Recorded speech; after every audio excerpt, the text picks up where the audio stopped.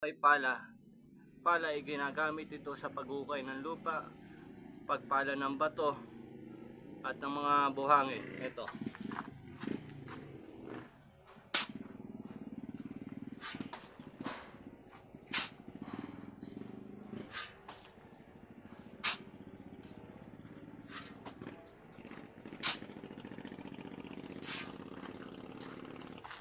Malaking bagay ito ang pala. Kung wala itong pala, hindi kami makapag-asinta, makapagbubuhos ng mga biga o flooring.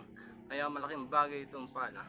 Dito rin kami kumukuha ng pambili ng bigas at ulam.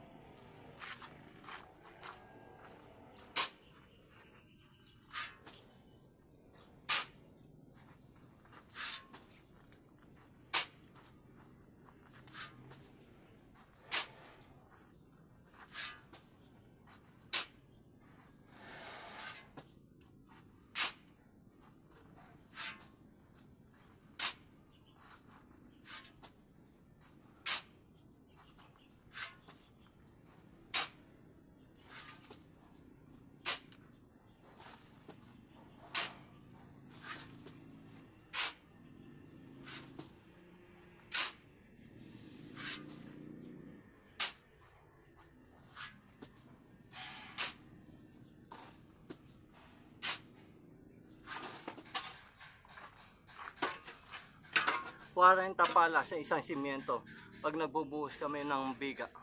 Okay na yun. Thank you.